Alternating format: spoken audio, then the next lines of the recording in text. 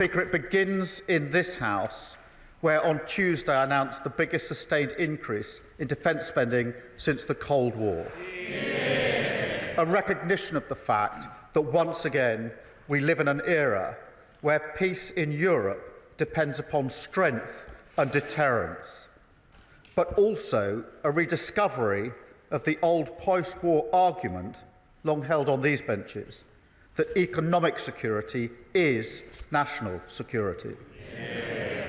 Because, Mr. Speaker, the demands we now have to make of Britain must come alongside a new foundation of security for working people.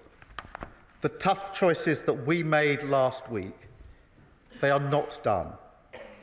We must use the process of getting to 3% of our national income spent on defence to fundamentally rebuild British industry, use our investment in military spending to create new jobs and apprenticeships in every part of the country. And that's why last night I announced a deal that perfectly symbolises the new era. A partnership with Ukraine that allows them to use £1.6 billion of UK export finance to buy 5,000 air defence missiles manufactured in Belfast. Mr. Speaker, that means UK jobs, UK skills, UK finance pulling together for our national interests, putting Ukraine in the strongest possible position for peace and protecting innocent civilians from the terror of Russian drones. Mr. Speaker, my efforts continued on Thursday when I met President Trump in the White House to strengthen our relationship with America. Now, what happened in his subsequent meeting with President Zelensky is something nobody in this House wants to see. But I do want to be crystal clear.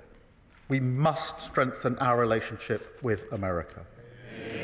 For our security, for our technology, for our trade and investment. They are and always will be indispensable. And we will never choose between either side of the Atlantic. In fact, Mr. Speaker, if anything, the past week has shown that that idea is totally unserious. Because while some people may enjoy the simplicity of taking a side, this week has shown with total clarity that the US is vital in securing the peace we all want to see in Ukraine. So I welcome the opportunity for a new economic deal with the US, confirmed by the President last week, because it's an opportunity I'm determined to pursue. I welcome the positive discussions we had on European security, including his clear support for Article 5 of NATO. I welcome the understanding from our dialogue that our two nations will work together on security arrangements for a lasting peace in Ukraine. I also welcome the President's continued commitment to that peace, which nobody in this House should doubt for a second is sincere. Mr. Speaker, I now turn to the events of this weekend and the moving scenes that greeted President Zelensky as he arrived in London on Saturday. Mr. Speaker, I saw for myself he was taken aback when the crowd in Whitehall cheered at the top of their voices, and they were speaking for the whole of our country. A reminder that this government, this House and this nation stand in unwavering support behind him and the people of Ukraine. Mr. Speaker, we resolved together to move forward the strong cause of just and lasting peace in Ukraine. And then on Sunday, I hosted European leaders from across our continent, equally committed to this cause, including President Macron, Prime Minister Maloney, the leaders of NATO, the European Commission and Council, and the Prime Minister of Canada, a vital ally of this country, the Commonwealth and Ukraine, responsible for training over 40,000 Ukrainian troops. I also had the privilege beforehand of speaking online to the leaders of Estonia, Lithuania and Latvia, each of whom, as close as they are to the front line with Russia, stressed the urgency of the moment. And, Mr. Speaker, it was a productive summit. Together we agreed a clear strategy that the United Kingdom, France and our allies will work closely with Ukraine on a plan to stop the fighting, which we will then discuss directly with the United States. It's a plan that has 4 clear principles, which I'll now share in full with the House. First, that we must keep the military aid to Ukraine flowing, keep increasing the economic pressure on Russia, and to that end, alongside our partnership on air defence, we're doubling down on military aid. Already this year, we've taken our support to record levels. But on Saturday, we also agreed a new £2.2 billion loan for Ukraine, backed not by the British taxpayer, but by the profits from frozen Russian assets. Yeah. Second, Mr. Speaker, we agreed that any lasting peace must guarantee the sovereignty and security of Ukraine, and that Ukraine must be at the table when negotiating their future. That is absolutely vital. Yeah. Third, we agreed that in the event of a peace deal, we will continue to boost Ukraine's defences and Ukraine's deterrence. And finally, fourth, we agreed to develop a coalition of the willing, ready to defend a deal in Ukraine and guarantee the peace. Mr. Speaker, after all, the Ukrainian position is completely understandable. For them, the war did not begin 3 years ago. That was merely the latest and most brutal escalation. They have signed agreements with Putin before. They've experienced the nature of his diplomacy and the calibre of his word. We cannot accept a weak deal like Minsk again. Yeah. No, we must proceed with strength, and that does now require urgently a coalition of the willing. Mr. Speaker, we agreed on Sunday that those willing to play a role in this will intensify planning now, and as this House would expect, Britain will play a leading role with, if necessary, and together with others, boots on the ground and planes in the air. Mr. Speaker, it is right that Europe do the heavy lifting to support peace on our continent. But to succeed, this effort must also have strong US backing. I want to assure this House I take none of this lightly. I've visited British troops in Estonia, and no aspect of my role weighs more heavily than the deployment of British troops in the service of defence and security in Europe. And yet I do feel very strongly that the future of Ukraine is vital for our national security.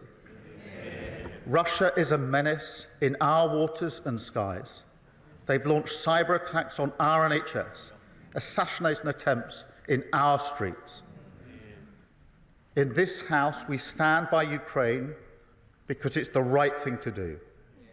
But we also stand by them because it's in our interest to do so.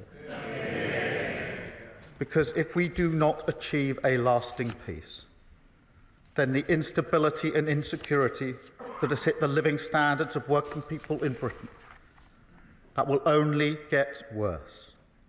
And Putin's appetite for conflict and chaos, that will only grow. So a strong peace, a just peace, a lasting peace, that has now to be our goal. It is vital, it is in our interests, and its pursuit, Britain will lead from the front for the security of our continent, the security of our country, and the security of the British people. We must now win the peace. And I commend this statement to the House. Yeah. I come to the Leader of the Opposition, Kemi Bedrock. Yeah. Mr. Speaker, I thank the Prime Minister for advance sight of his statement and also for our conversation earlier today. The United Kingdom is a free, democratic and sovereign country. We recognise that Ukraine is fighting for her survival and fighting to have the same freedom, democracy and sovereignty which all of us here enjoy. That is why both the opposition and the government are fully committed to supporting Ukraine and President Zelensky. I was also glad to see His Majesty the King welcome President Zelensky at Sandringham. As I said at the weekend, President Zelensky is a hero. He is a symbol of the bravery of the Ukrainian people. There are, of course, many areas where the Prime Minister and I disagree, but now is the time for us to discuss where we do agree.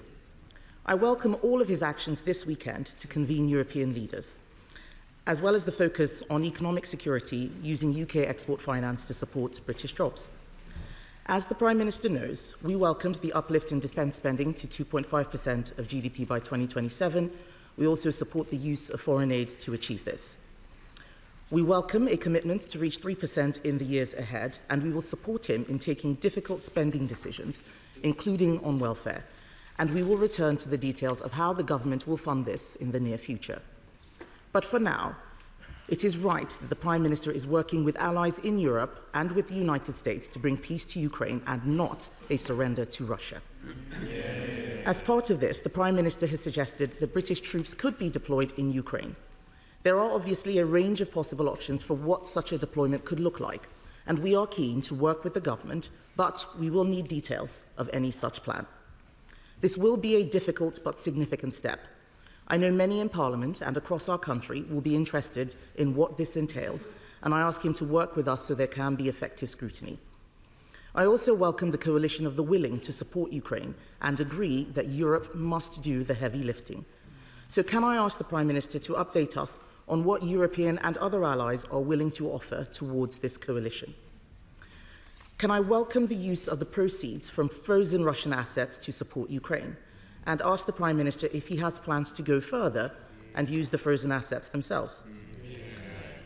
Can I ask him for an update on the government's sanctions on Russian-linked individuals and for confirmation that such sanctions would not be lifted in the event of a ceasefire?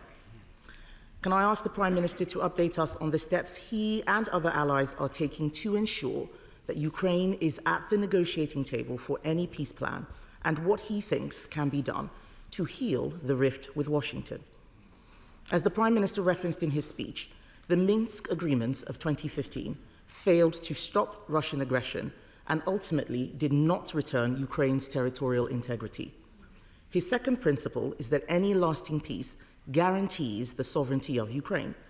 So can I finally ask how the Prime Minister will work to ensure we avoid a repeat of the Minsk agreements, and how we can ensure that any peace fully protects Ukrainian sovereignty? At times like these, it is so important that we stand together to defend shared values and the fundamental, basic principle that aggressors should not win.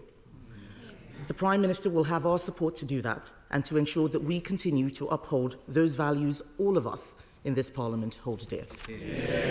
Prime Minister. Can I thank her for her message in our discussion this morning? And can I thank the Leader of the Opposition for her support for the measures that we are taking? It matters across this House that we are united on this issue. It matters to the Ukrainians and to President Zelensky.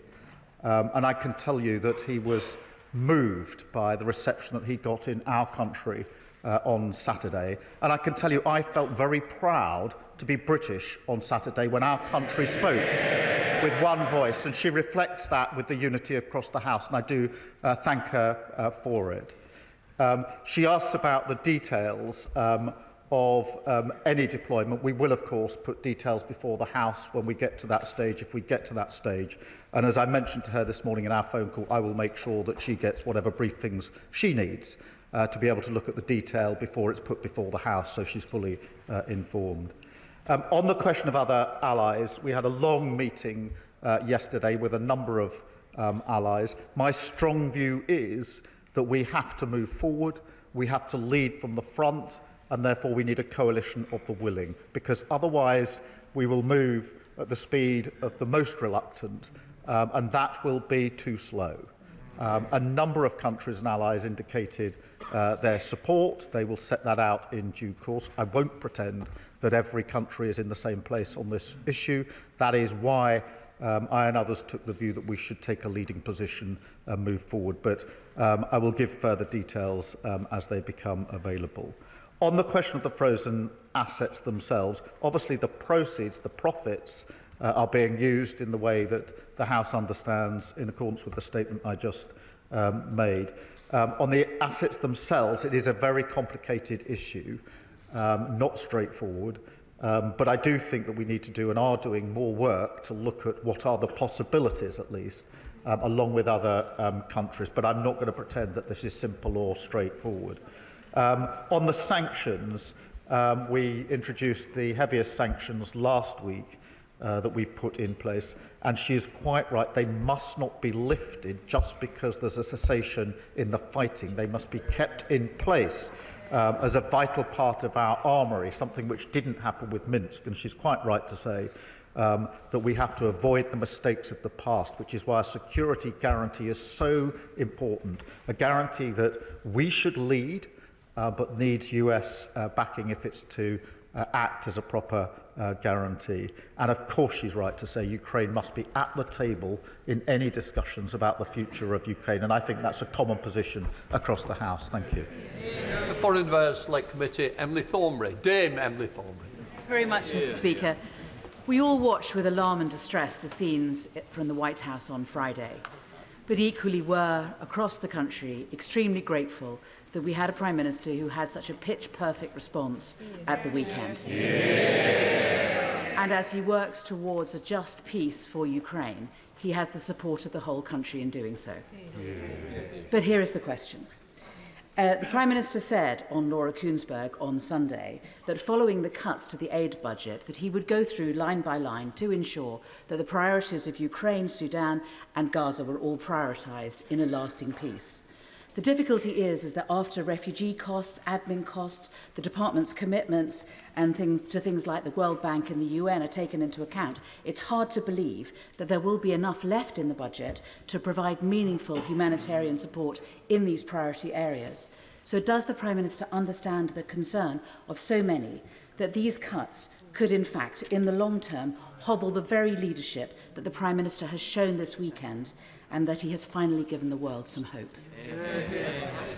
Well, I thank her for her question, and it's a very important issue. What I did last week was to announce the biggest sustained increase in defence spending since the Cold War, and the circumstances and the context require it, and that decision had to be made, and I was determined that it would be fully funded so the House could see where the money would come from.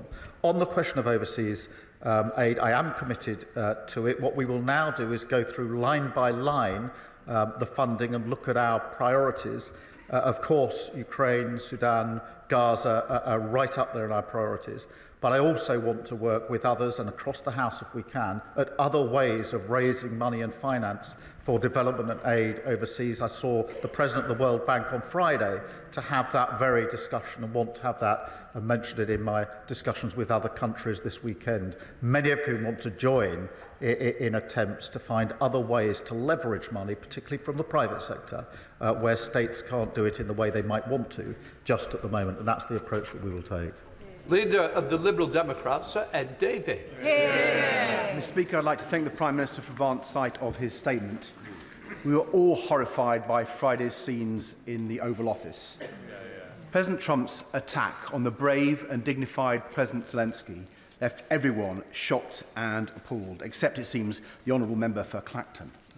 Nobody else watching those scenes could fail to understand that we've entered a new era, one where the United States prefers to align itself with tyrants like Putin rather than its democratic partners. On these benches, we've supported the Prime Minister's actions and leadership. Britain leading the world, as we have so many times in the past, bringing together Europe and Canada in London to work towards a just peace that guarantees Ukraine's sovereignty and security. But, Mr. Speaker, we need to reduce our dependency on the United States. Because I say with deep regret, I fear that President Trump is not a reliable ally with respect to Russia. And with that regard, did the Prime Minister discuss with our European allies our proposals for a new rearmament bank and for seizing the tens of billions of pounds worth of Russian assets to support Ukraine? And in his conversations with the Canadian Prime Minister, was he clear that we stand with our Commonwealth ally in the face of President Trump's threats? Mr. Speaker, many of us were confused by Lord Mandelson's comments yesterday. So can the Prime Minister confirm that they do not represent government policy? And does he agree that the British ambassador should not be freelancing on American TV? Mr. Speaker, the Prime Minister will have our support if the UK continues to lead with our European and Commonwealth allies for Ukraine's defence and our collective security. I thank him for his question, and he talks about the scene on Friday afternoon. Nobody wants to see that. My response was to recognise the urgency of the need to repair the breach, which is why I spoke to President Trump and President Zelensky on Friday night and again on Saturday night, and are continuing in that work, because for me the single most important thing is lasting peace in Europe and Ukraine, and nothing is going to deter me from that or lose my focus on that. On the dependency on the US, I don't agree with him. The US and the UK have the closest of relationships. Our defence, our security, our intelligence are completely intertwined. No two countries are as close as our two countries, and it'd be a huge mistake at a time like this to suggest that any weakening of that link is the way forward for security and defence in Europe. On the question of a rearmament bank, yes, I do think we should continue discussions with others as to what the possibilities could be, and that formed some of the discussion yesterday with our allies. Again, on assets, he knows the situation is complicated, but there are ongoing discussions. I spoke at length with the Canadian Prime Minister yesterday because we had a bilateral meeting as well as the meeting with other colleagues, in which I was able to assure him of our strong support for Canada, a close ally of ours, a strong supporter of Ukraine, and Canada have led the way on the training that's been so vital to Ukraine. So they were very welcome at the table yesterday. In relation to the ambassador's comments, look, the plan is clear. We're working particularly with the French. I've had extensive conversations with President Macron over the last week, intensively over the weekend, talking to Ukraine as well. Those are going on at the moment, and the intention is to then have discussions with the United States in relation to that plan. So as soon as the details are available, I'll share them with the House, but they are still being worked on at the moment. There's no guarantee of success, but I'm not going to let up until we have done everything we can to ensure peace in Europe and peace for Ukraine. Chair of the Defence-led Committee, Tamarji Singh Desi. Thank you very much, Mr. Speaker. I welcome the Prime Minister's statement and the warmth of his welcome and hugs for President Zelensky, and his show of leadership on defence and security matters in our continent as he hosted his Sunday summit of leaders in London. Can the Prime Minister, my right honourable friend, assure the House that in our pursuit for a just, lasting peace, that he will do his level best to convince President Trump to provide security guarantees for Ukraine, and that he will convince those NATO allies not spending 2% on defence to step up to the plate and do much more? Well, on both fronts. Firstly, yes, of course, I'm talking to President Trump about security guarantees. That formed a large part of our discussion on Thursday and our subsequent discussions. I think it is right that Europe does the forward-leaning on this, that we have to do more on security guarantees, but it does need a US backing to those guarantees, and that is the very discussion that I'm having. On the question of spending, I think that across Europe, in this era, we now have to step up on capability, coordination and on spending, and that did form part of our discussions yesterday. James Cleverly. Thank you, Mr. Speaker. I find myself in the strange and rather uncomfortable position of very much agreeing with the Prime Minister on everything he has said today. And whilst whilst I often take great delight in criticism of the government, I think this weekend he has not really put a foot wrong. But he does need to go further. The small increase in defence spending that he announced was welcome, but fundamentally we do need a gear shift on this.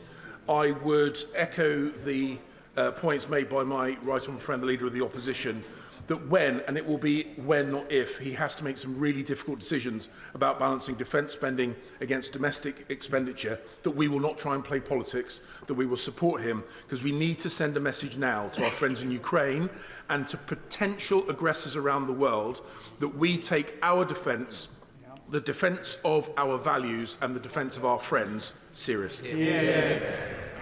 Well, I thank him for the unity across the House, and he's absolutely right.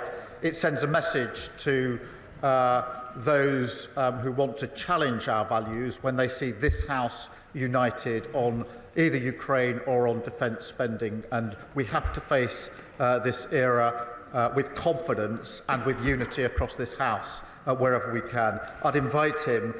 It's been good to have him agreeing with me. We should do this more often. Alex Sobel.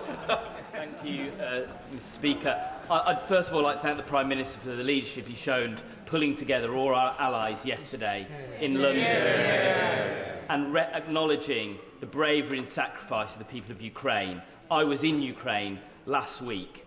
I met with the Mayor of Kharkiv, a frontline city of 2 million people undergoing daily attacks and blackouts from Russian forces. He told me that they had a power project that had been cancelled at short notice, funded by USAID, generating 11.2 megawatts, which would shore up their energy pipeline. Now, where others have stepped back, will we step forward and support projects like that, either from Russian assets or our own aid budget? Well, the whole power supply is hugely important in Ukraine. Let's face it, power and energy has been weaponised by Putin. That is why he's attacking the power supplies to communities across Ukraine. And of course, we will work with them to ensure they have the security and the power supplies that they need as we go forward. Fellow of the House, Edward Lee. Our enemies should know that our Prime Minister has 100% support from us. I noticed in Moscow they're referring to the small size of the British Army. Perhaps the Prime Minister could remind them of what the Kaiser said in 1914 about the contemptible little British Army. And will he tell the President Putin and other tyrants that our army, the most professional in the world, is quite capable of giving as good as it gets? But to continue the historical illusion, as in 1939, if we do stand up to the mark with the French, it's best to have a security guarantee from the Americans. Well, I thank him for his unity, because that is really important. And I think I speak for the whole House in saying we're very proud of our armed forces in everything that they do.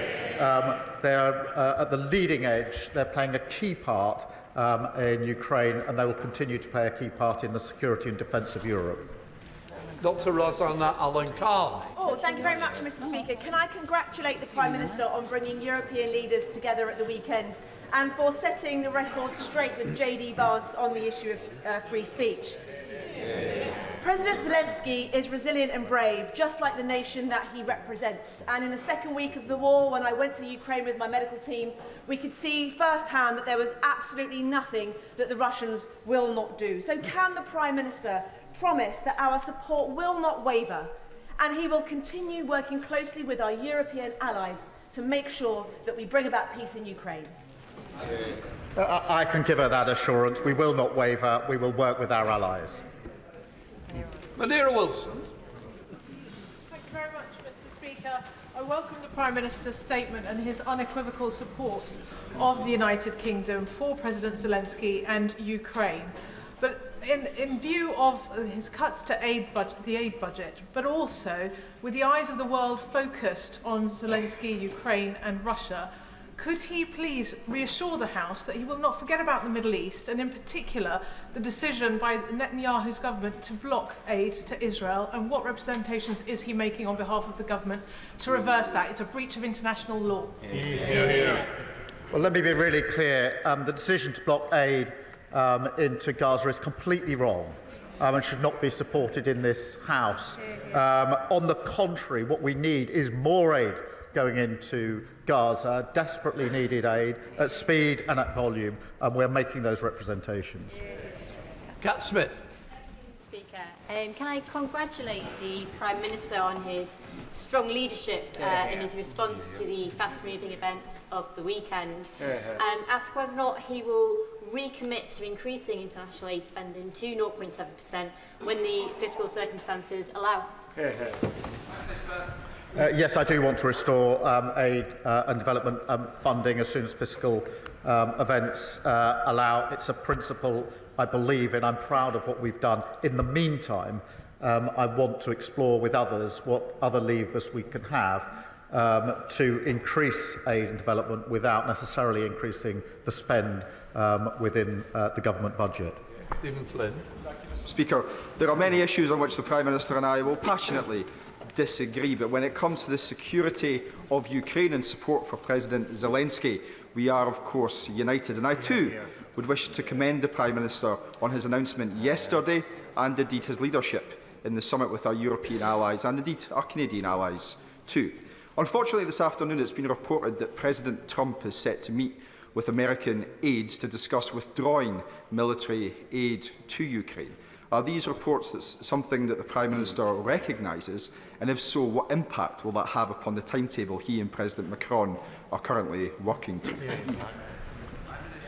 I haven't seen reports of the US withdrawing support for Ukraine, and as I understand, that is not their position. I thank him for his support on this issue, although I was somewhat concerned that the SNP is continuing its suggestion that now is the time to abandon the nuclear deterrent. If ever there was a time to reaffirm support for the nuclear deterrent, it is now. We mustn't reduce our security and defence. I think it is a completely wrong-headed decision they should reconsider. Derek Chwing. Mr. Speaker, again, the actions of the Prime Minister this week demonstrated why UK leadership in defence and security on Ukraine is crucial. I also agree with the Prime Minister that it's important to strengthen our relationship with the US. But can I ask him, in the coming months, will he consider whether we should be bringing forward a proposal to hit 3% spend before the next election? We need to do what it takes. I set out our position last week, which is 2.5 by 2027 and 3% in the next Parliament as fiscal as fiscal circumstances allow. Andrew Mitchell. Mr. Speaker, the Prime Minister should surely be commended both for the meetings he held in the White House last week and for the effective leadership which he has shown over the weekend.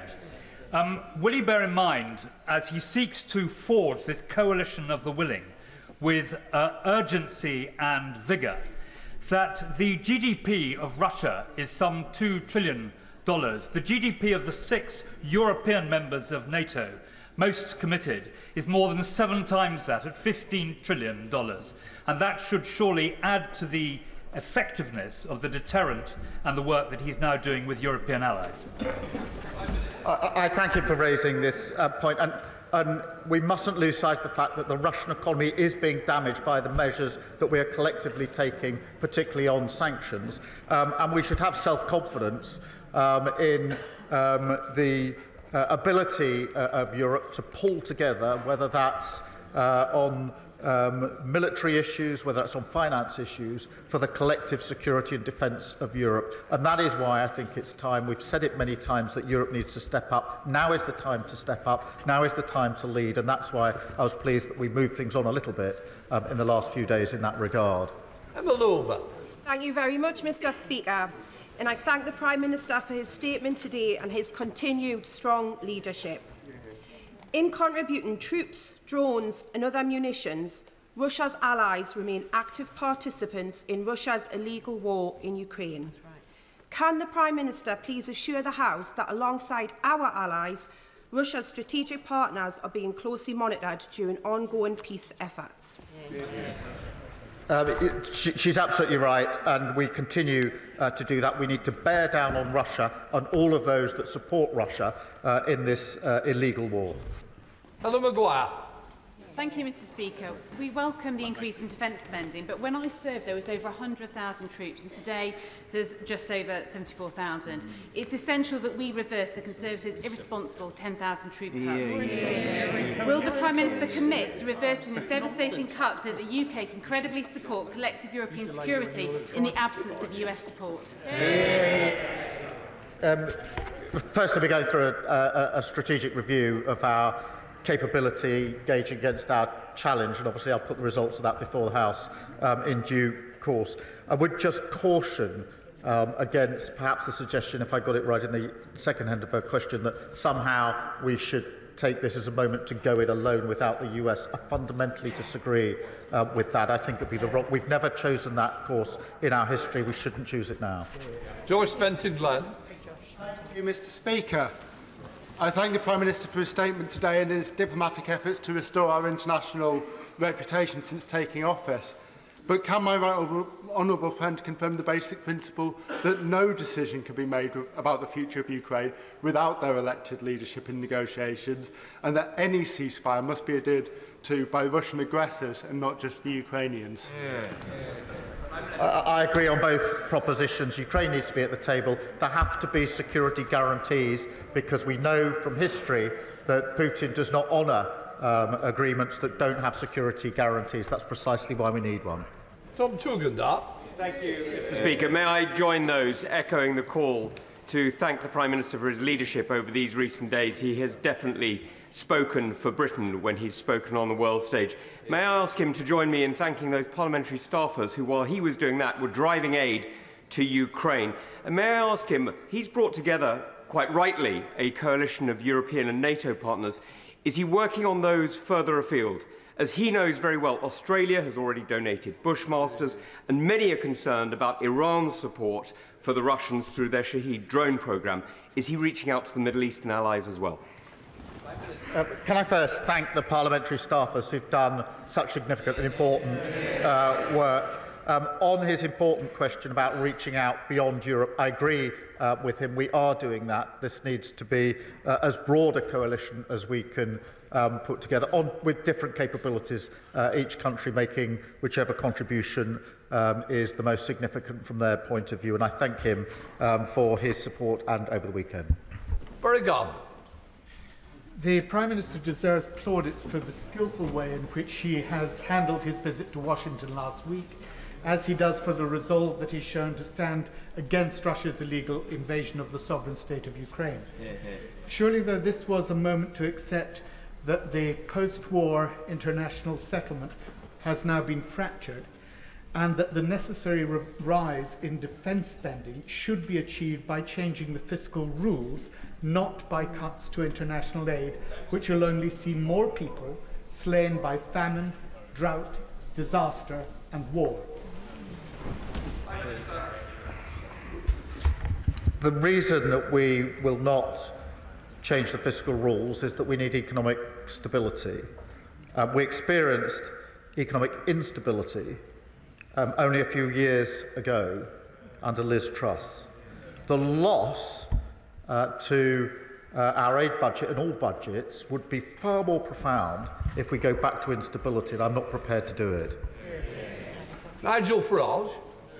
Thank you. It may be a great irony that a Remainer Prime Minister used Brexit freedoms as effectively as he did yesterday. Indeed, as Number 10 briefed, we are now in a unique position compared to the rest of Europe, and yesterday was a triumph. I also applaud him making such positive words about President Trump and our relationship with America, even if nobody behind him agrees.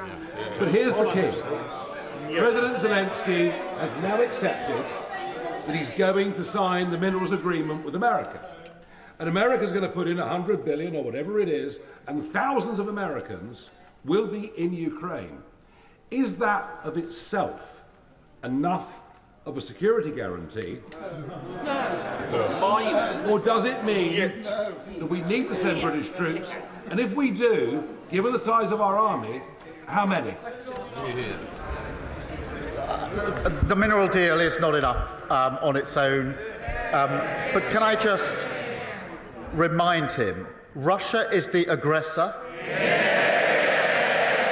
Zelensky is a war leader whose country has been invaded. And we should all be supporting him and not fawning over Putin. Joanna Baxter. Thank you, Mr. Speaker. I welcome the Prime Minister's statement and can I congratulate him on the excellent leadership he's shown on the international stage. Does my right honourable friend agree with me that for any lasting peace to be achieved in Ukraine, Russia must return the 19,546 children that they have stolen from Ukraine? Well, I thank her for raising this issue because this is absolutely crucial. It's a moral outrage that these children have been taken, and of course we must ensure their safe return, and that has to be part of any discussion, but she's quite right to raise it. We should do so more often. Sir Roger Gale. Mr. Speaker, the Leader of the Opposition has quite rightly and properly shown her support for the Prime Minister's position, and I hope that he'll take comfort from the fact that he has the support of at least these backbenches as well. Mr. Speaker, those of us who have had, in my case, through the Council of Europe, dealings with the Russians, know only too well that this administration, Putin's administration, cannot be trusted. And that security guarantees, therefore, are absolutely vital if we are to succeed in a peace agreement and not a surrender.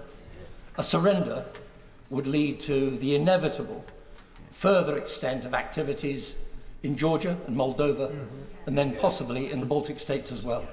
Is that not right?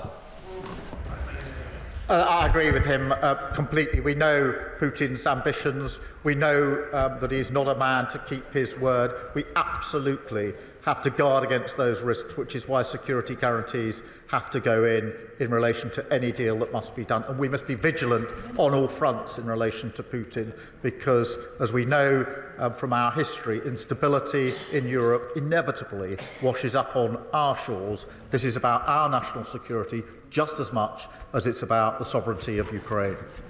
Oliver Ryan. Thank you, Mr. Speaker. Can I praise in the strongest possible terms the Prime Minister's strong and pitch-perfect leadership, particularly when it's come to the defence budget increase, and his statesmanship through this difficult time. He's spoken for the nation and indeed been the leader of the free world this past few days. While this negotiation is ongoing and Ukraine is still being bombarded, will he make sure that our partnership with Ukraine goes deeper, that they still get the drones, the planes, the arms that they need to make sure they can stay at the table while he's making his deal? He makes a very good point, which is peace through strength. It is vitally important that Ukraine's put in the strongest possible position to fight on if necessary. There may not be a deal, or to be in the strongest position to negotiate if there are negotiations. On both fronts, we mustn't let up. On the contrary, we should double down and provide more support. Sammy Wilson. Speaker, and on behalf of my party, can I also congratulate the Prime Minister on the work that he has done this week, both in America and here in the United Kingdom. He has made a commitment to putting support to Ukraine for defend any peace agreement. But given the state of our armed forces and the overstretched nature of those forces, how sure is he that he can deliver on that commitment? And does he not agree that there needs to be a continued role for America in the defence of democracy against terrorising tyrants? Well, I thank you for his question and for his support. I do have confidence that we have the necessary capability. I don't take these considerations lightly. He's absolutely right that we should do this in conjunction with the US, working in the way that we have for many decades now, that has ensured peace here and in Europe. We should continue to work in that way. Muraz, Mr. Speaker, I'd like to thank the Prime Minister's careful and considerate leadership this weekend. Does he agree with me that Putin will feast on Western division, and the only people smiling on Saturday were people in Moscow, Tehran and Tbilisi, and that at this delicate moment it is vitally important that every corner of this House continues to show the united front that the country expects and the House has shown over the last 3 years. I agree with him. Putin does feast on division, and when I was leader of the opposition, amongst the reasons I supported the then government was because Putin would have been the only winner if there was division in this House, and that's why I commend the leader of the opposition, the party opposite, for continuing that unity, because it demonstrates to Putin that we're a united House on this issue. Sir Bernard. Thank you, Mr. Speaker. Can I just point out that President J.D. Vance seems to be in favour of free speech, but not free nations. And isn't it, don't we also have to point out what others are saying is there is no history of Vladimir Putin proving a trustworthy treaty maker, and that there can be no security, there is no path to a peace in Ukraine that is secure without the engagement of the Americans, the failure of their support risking a wider war in Europe that would inevitably draw them in. Can we quietly and diplomatically keep making those points to the White House so that we have a chance of peace in our continent?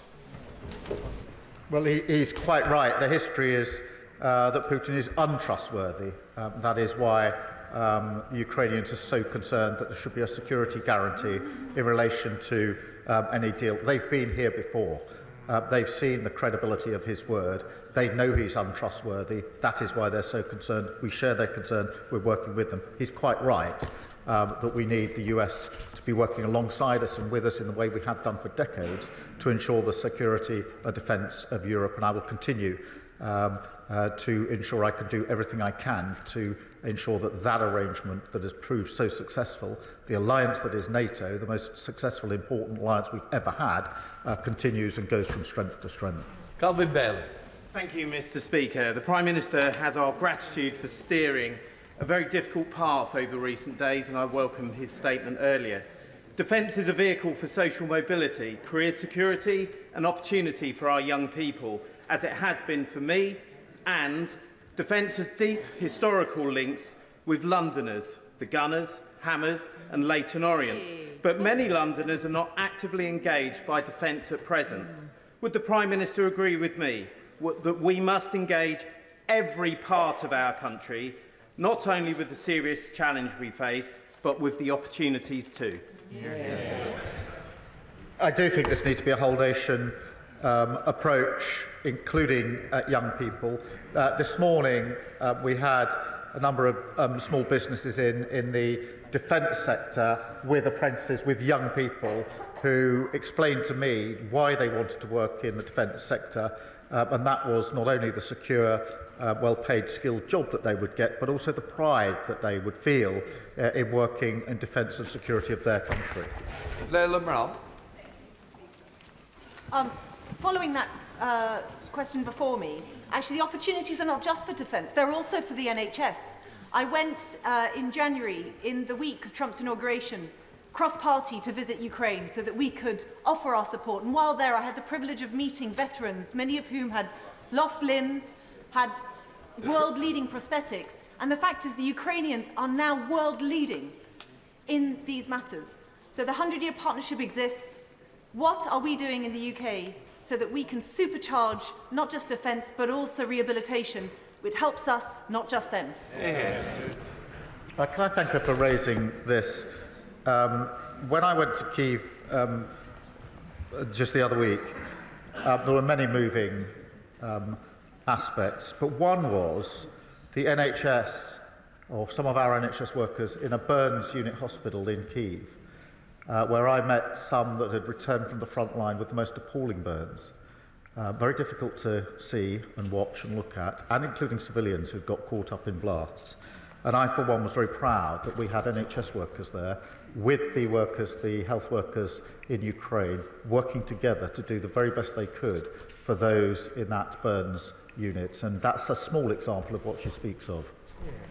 Richard Bergen. Thank you, Mr. Speaker, and I very much welcome the growing push from numerous countries for a peace deal between Russia and Ukraine, and that must be a just peace. Too many lives have already been lost following Putin's illegal and brutal invasion. But I am alarmed by the issue of deploying British troops on the ground in Ukraine and British military planes in the skies over Ukraine, because there's no getting away from the fact that would risk our country coming to a direct military conflict with a nuclear-armed Russia, and the consequences for millions of people in our country and across Europe of such war and nuclear conflict really don't bear thinking about. So given the enormity of such a decision, will the Prime Minister commit to ensuring a vote in the House of Commons before any such deployment, in keeping with the important principles of our parliamentary democracy? The risk to our country is if we do not fight for the peace. My position on sustained deployment of our troops is that this House would of course want to discuss that and vote on that, but we're nowhere near that stage at the moment. Sir Julian Lewis. Thank you, Mr. Speaker. The Prime Minister's very capable Defence Ministerial team will have told him that even were he to be able to accelerate investment and expenditure on defence more rapidly than has already been outlined, there would be a considerable time lag, given the complexity of modern equipment, before industrial output could be ramped up. So when he talks about, as he did, intensifying planning, will he include the creation of a defence industrial expansion unit in the machinery that is setting up now, so that as resources become available, the output of military equipment can be at the fastest possible rate? I thank him for his question. We already have a unit working on rapid deployment and procurement in relation to Ukraine, and of course that and other aspects need to be ramped up. Rosie White. Speaker, the Prime Minister has shown an unwavering commitment to Ukraine this weekend, and I stand with him in that. Will the Prime Minister reiterate this government's support for Ukraine's sovereignty and our commitment to work with our allies both in the US and Europe so that we are in the best position possible to work towards a lasting peace? Well, I thank you for a question, and I agree with the sentiment. We will work with our allies and with the US towards the security and defence of Europe. Dame Harriet Bowen. Thank you, Mr. Speaker, and can I thank the Prime Minister for his statement, but also for the hard yards that he is putting in at the moment for our national security. May I suggest another angle that the House would appreciate an update on, and that is last year the Treasury Committee did an inquiry into Russian sanctions. We received evidence that Russian hydrocarbons are still ending up in the UK. So could he explore the idea of improving our national security by making sure that the oil and gas that we consume in this country comes predominantly from this country? She's right, and our energy independence is hugely important, and I think the last 3 years have shown that we're far too exposed. And on the question of the sanctions and hydrocarbons, obviously we'll look closely at it. Louise Jones. The beautiful weather at the weekend brought with it the promise of spring and hope, and I hope the PM got at least 2 minutes outside to enjoy it. But I'm afraid the same weather in Ukraine would be greeted with dread by the soldiers on the front line, who know that the improving weather will bring an intensification of war. Will the Prime Minister commit to ensure that the SDR takes into account his commitments, so that we can ensure that there is an excellent security guarantee that ensures that Ukraine can once again greet the spring with hope?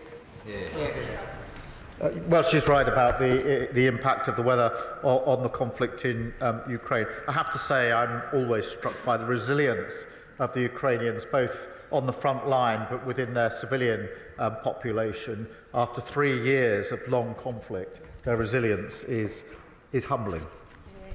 Adrian Ramsey. Thank you, Madam Deputy Speaker. On behalf of the Green Party, can I welcome the Prime Minister's strong support for Ukraine, his work for peace, and his commitment that there should be no decisions about Ukraine without Ukraine. But given the scenes that we saw in the Oval Office on Friday, which people across the country will be aghast at, given the bullying tactics of President Trump and the fact that Trump clearly views this as a business opportunity, how will the Prime Minister ensure that the interests of Ukraine remain front and centre of the peace deals? By picking up the phone to President Trump and President Zelensky and making sure that we can focus on what matters most, which is lasting peace in Ukraine. Nashaba Khan. Thank you, Madam Deputy Speaker. The Prime Minister rightly reaffirms our commitment to our national security. And while it is regrettable that the foreign aid and the soft power that goes with it will for a time being see a reduction, does the Prime Minister agree that without the necessary hard power to back what we say on the world stage, the impact of our international aid would be diminished in any case? And can he outline how increased investment in defence strengthens both our armed forces and our ability to support Ukraine effectively? Well, I agree with her on the points she makes, in particular our ability to support Ukraine in a number of different ways, but it is important that we take these steps. Jeremy Hunt. Thank you, Madam Speaker. I also strongly support the considered approach the Prime Minister is taking to dealing with a powerful US President with whom we might not always agree, but with whom we can and must work very closely. Does he agree that one of the best ways we could persuade the US that any security backstop is temporary is not just for us to ramp up defence spending, but for European NATO countries to agree to a new 3% target within a specified time period, a new target that would show him that it wouldn't be forever? And has he had any discussions with Secretary-General Rutte along those lines? Well, can I thank him for his support? I really do appreciate it. On the question of European defence spend, yes, we do need to ramp up, and that is the discussion that's going on at the moment. And I am in near constant discussion with Mark Rutte at NATO on this issue and many others, as he will appreciate over the last few days. Jonathan Brash. Thank you, Madam Deputy Speaker. Can I thank the Prime Minister for his leadership over the last week? Our Europe is more united thanks to his actions. Our ties with the United States deepened as a result of his actions, and critically, Ukraine is better supported as a result of his actions. Our nation walks taller this week thanks to what the Prime Minister has done in the last week. Does he agree with me that as part of our ramping up of defence spending, we have to look at defence procurement so that if our brave men and women do find themselves on the ground in Ukraine, they have the equipment and the support they need to do their job? We do have to ramp up and improve our procurement because we have to ensure that as we increase defence spending, we get absolute value for money and we get the best capability for the money that we are spending, and that means being much, much clearer and tighter on our procurement. Alistair Carmichael. Madam Deputy Speaker, 3 years ago, the sale of Chelsea Football Club realised £2.5 billion, which was to be used for the benefit of Ukraine. But today, that money remains frozen, and as Lyra Nightingale of Redress was saying this morning, there is a total lack of transparency about who has it and when it is going to be released. So can the Prime Minister tell the House when that money will be released for the purpose that it was intended, the people of Ukraine? Well, the whole issue of assets and frozen assets is something that is on the one hand complicated, but I agree with the sentiment across the House that it's time to look at what options might be available. I don't think we should do that on our own. I think that needs to be done in conjunction with other countries, but it is fiendishly complicated, which is why it hasn't been done so far. Gordon McKee. Thank you. Not for a long time has a British Prime Minister been so important on the world stage, and the Prime Minister rightly deserves the support of the whole House for that. Now, to protect our security, we've got to make use of our incredible technology, but often government procurement doesn't work for rapidly growing start-ups. So can the Prime Minister tell me, will the Defence Industrial Review look at how we improve procurement so that we can make our technological advantage count? Yes, we will. And today we announced a new unit and targets for small and medium enterprises, and I was very pleased to be able to welcome some of them to Downing Street earlier on today. Andrew Murison. Madam Deputy Speaker, I have the honour and privilege of representing a very large number of servicemen and servicewomen and their families, and they will be looking at this very anxiously indeed. Whilst they always stand ready to do their duty, would the Prime Minister agree with me that it would be utter folly if the United Kingdom or France or Norway or Canada sent their sons and daughters into harm's way without all necessary security guarantees from the United States? I do agree with him, and that's why I'm working so hard on security guarantees that are worthy of the name. That is forward-leaning European element, but with a US backstop, US backing, which is vital if it's to act as a guarantee. And of course, that's uppermost in my mind. Gregor Poynton. Madam Deputy Speaker, I'd like to thank the Prime Minister for his statement and the leadership he's showing at this moment of uncertainty. I think the quality of the contributions from right across the House today is on this Parliament and this country rising to meet the moment. That's why it was so disappointing, but perhaps not surprising, the Westminster leader of the SNP chose this weekend to make such juvenile and childish statements. Does he agree with me that the SNP's leader's juvenile post on social media, or his party's fundamentally unserious approach to our nuclear defence and deterrent, shows that SNP cannot be trusted on the serious matter of the nation's defence? Look, I mean, different people will respond in different ways. Some will take to the keyboard as warriors. I picked up the phone to world leaders to try and resolve the situation. Liz Saville-Roberts. And working together with our European partners is essential for security, stability and peace. Plaid Cymru commends diplomatic initiatives over the weekend. Boosting defence spending shouldn't be at the expense of international aid or public services starved of resources. The Prime Minister talked of Tory fiscal failures, but protecting peace now calls for a bolder vision. Under what circumstances would he commit to look again at the fiscal rules to ensure that the UK can responsibly invest in defence, humanitarian commitments and public services? I thank her for her question. I do understand her concern. As I explained to the House last week, this was not a decision I wanted to take, but the defence and security of Europe required us to take the decision on defence. On the fiscal rules, I do think economic stability is vitally important. If we lose that, we will lose far more out of all our budgets. But I would and will work across the House on whatever ways we can to increase development aid, notwithstanding the budgetary constraints, and that's why I spoke to the President of the World Bank on Friday to have that very discussion. I think there's discussions to be had with other countries, with other institutions, and actually innovation and discussion across the House, I think, would be a valuable part of that exercise, because the principle behind her question is the right one, which is that we must support international development and aid. Tulip Siddiq. Madam Deputy Speaker, my constituency of Hampstead and Highgate has welcomed hundreds of Ukrainian refugees into their community, and I'd like to pass on their thanks to the Prime Minister for the strong leadership that he's shown over the last few weeks.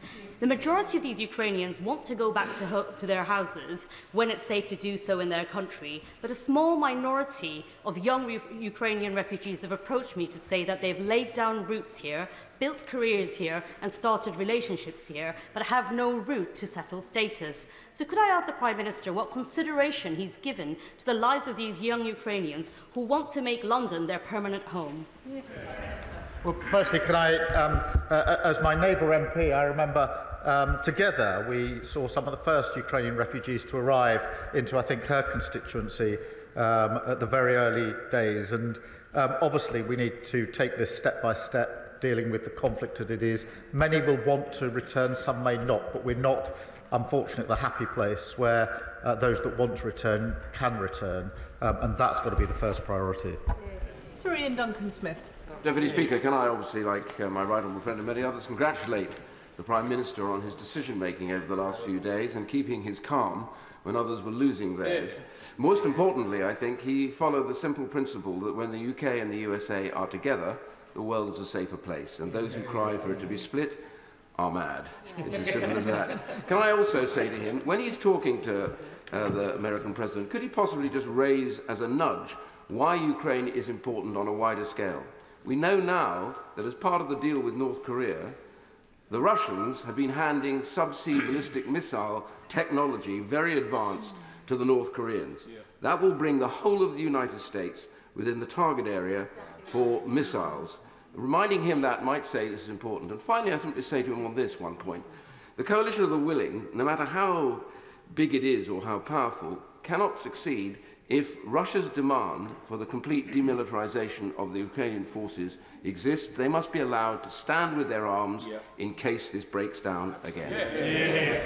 Well, on the North Korean element, this is a significant development, and it expands the threat and the risk, and we all need to see it in those terms. On the question of Ukraine's sovereignty and security of Ukraine has to be at the heart of that, and part of sovereignty is deciding for yourself what your defence capability is, and we mustn't lose sight of that, because security guarantee is not just what the Europeans or the US do, it also Ukraine's ability to defend herself as a sovereign country. She should be able to do so. Bill Esterson. Madam Deputy Speaker. The Prime Minister was right to say in his statement that economic security is national security. The same is true of energy security, as we see in the way the Clean Power Plan is set up. So can I encourage my right honourable friend to use the success we have in this country in developing alternative energy technology to support Ukraine in giving it energy and national security, while we do the same here? Energy security in Ukraine is hugely important. It's being attacked every day, and that is why it's so vitally important that we help Ukraine defend its own energy arrangements, but also work to a lasting peace which allows them to prosper and thrive in the way that we all want in Ukraine. Vicky Slade. Deputy Speaker, I welcome the Government's commitment to increasing defence spending, but I am troubled by it being done entirely on the back of the Overseas Development Aid budget, and I hope he'll keep an open mind into alternatives. And it was reassuring to see the uplift in the air missiles explicitly being linked to British jobs in Northern Ireland. So what assurance can he give that defence spending on new equipment, be it weapons, kit and tech like drones and IT, will be focused on UK manufacturing and innovation, so boosting British growth? Well, I thank her for her question, and I'm really pleased that the announcement we made over the weekend was for jobs in Belfast. Hugely important, and that's the model we should follow, that as we ramp up defence spending and capability, we should be looking predominantly at that supporting UK jobs, UK economy, and the secure, skilled jobs that go with it should be in our economy, because economic security is important in the UK, just as defence and security is important. Stella Creasy.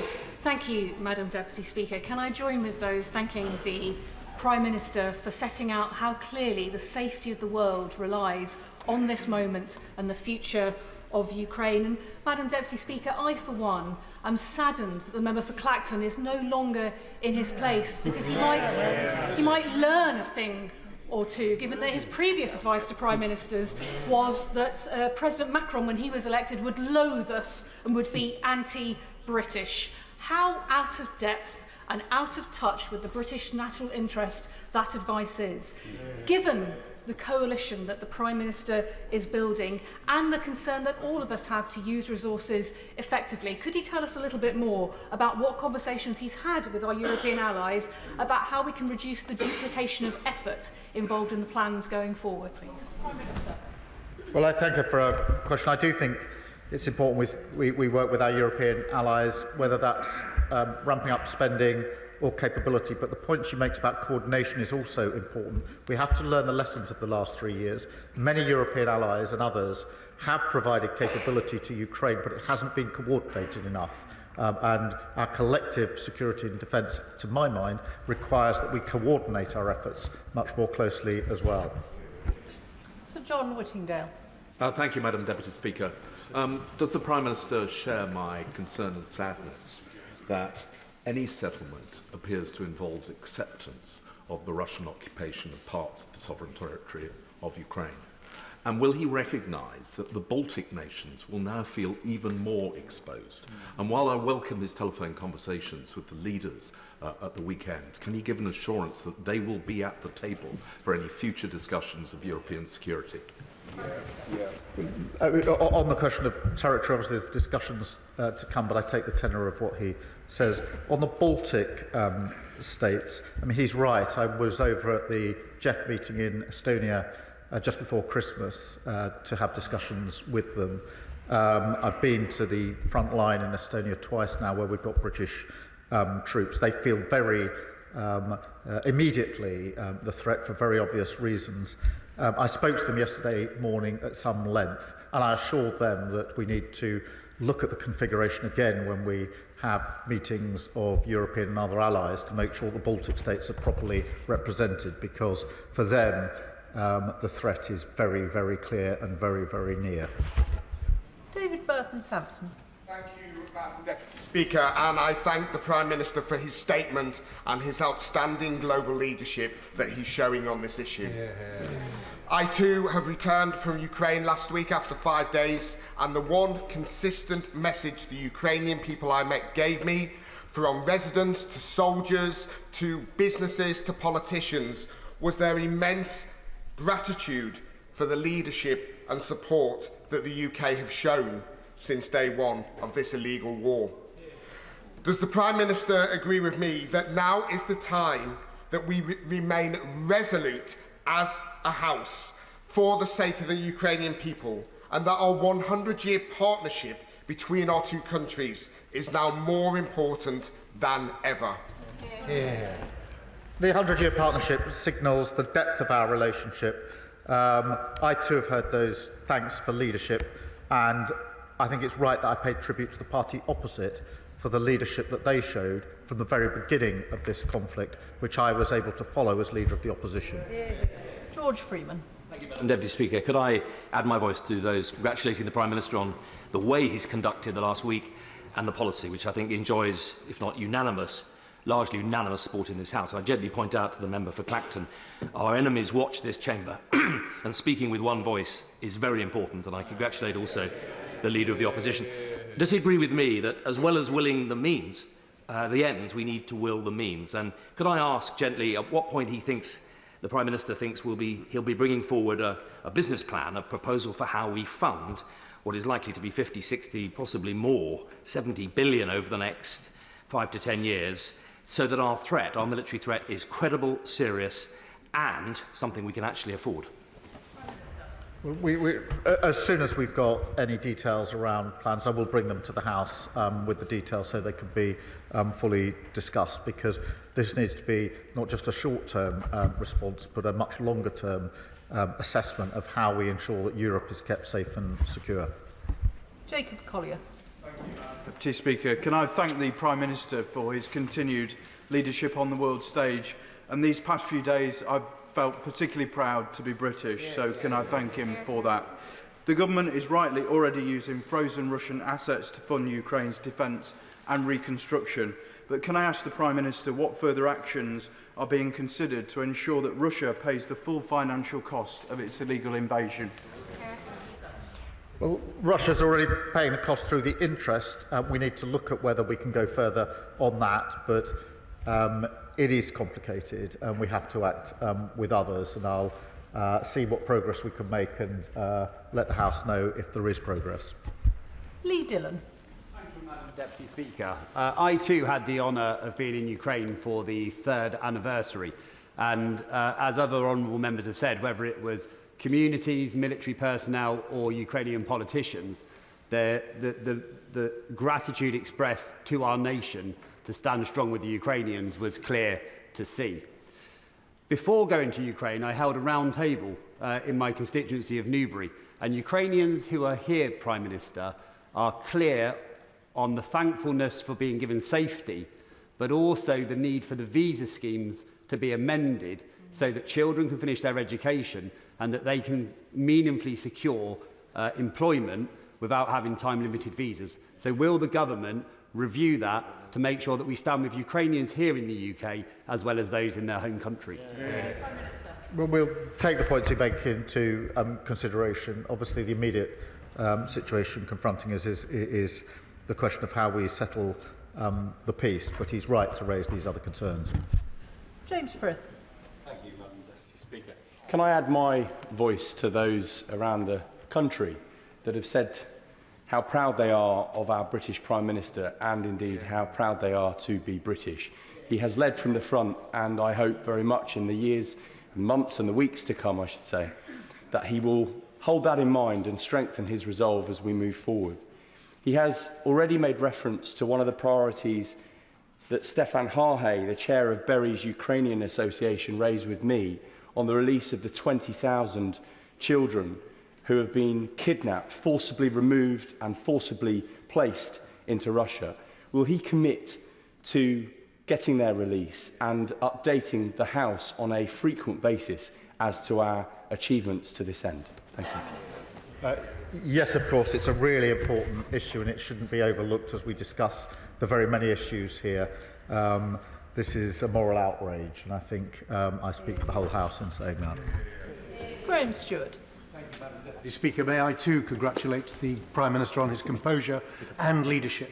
But as his honourable friend, the member for Widnes and Halewood, said, we've got to ensure that we have the resources in place to tackle this. The whole of Western Europe is in the same position of being in a difficult financial position and a demographic position. So will he look again at finding the means to deliver our promises, because his leadership and his rhetoric has been fantastic. But going forward, we're going to need the hard power to back it up.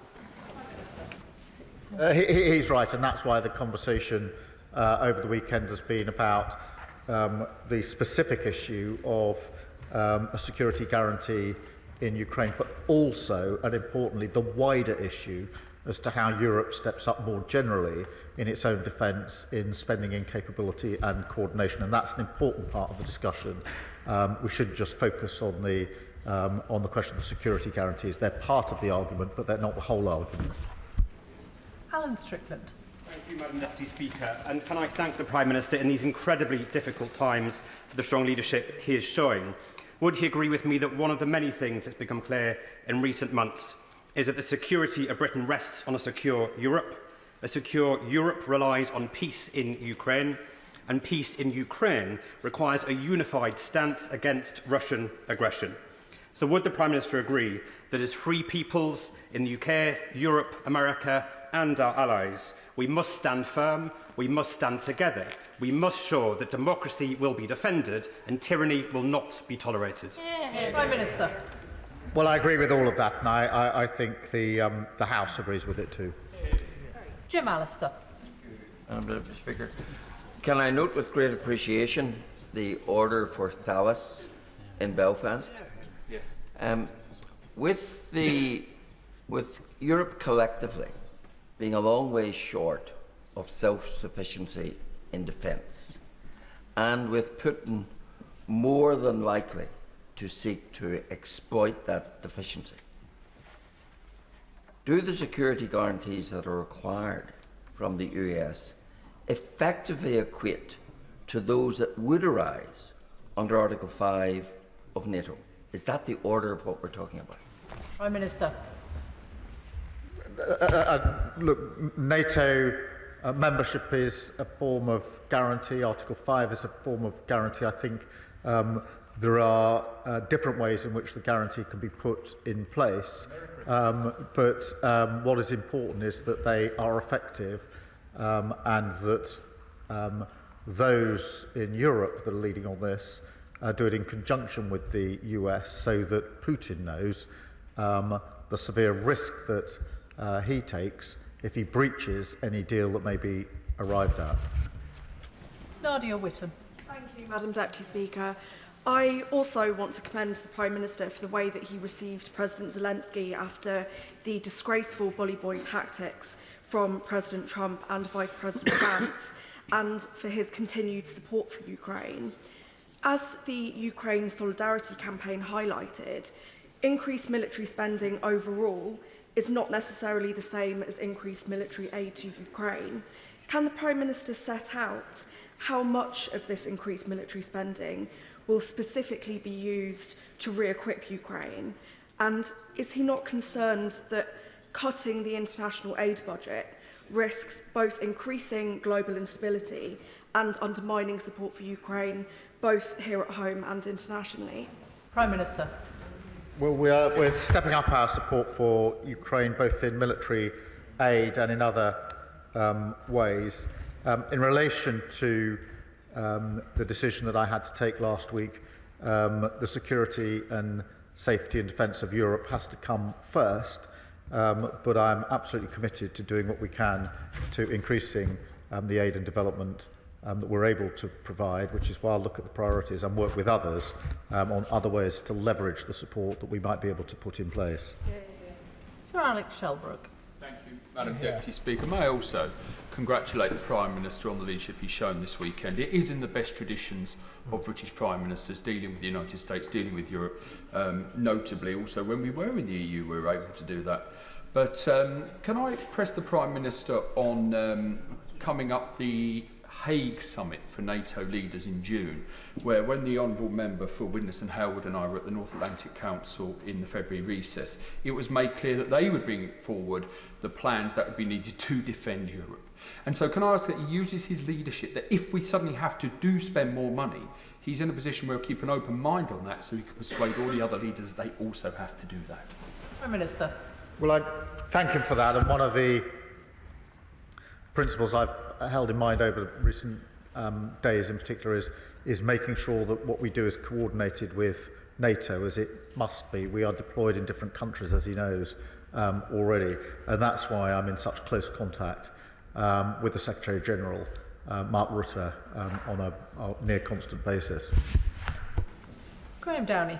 Thank you, Madam Deputy Speaker. And can I thank the Prime Minister for his statement and indeed his stamina in all of the meetings over the weekend, not the least for coming to this House for an extra hour and a half and counting this afternoon to keep this House informed.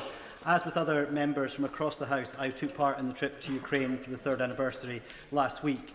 Does the Prime Minister agree with me that while the cross-party consensus on Ukraine is welcome, including from the SNP, does he agree with me that the SNP Scottish Government must take action to support businesses in Scotland to make sure that they can benefit from the increase in defence spending and is able to continue to contribute to the security of the United Kingdom and our allies in Ukraine? Prime Minister. Well, I agree with that principle. I do think that the increase in defence spending is a duty but also an opportunity across the United Kingdom for good, well-paid, skilled jobs in many businesses. Richard Ford. Thank you, Madam Deputy Speaker.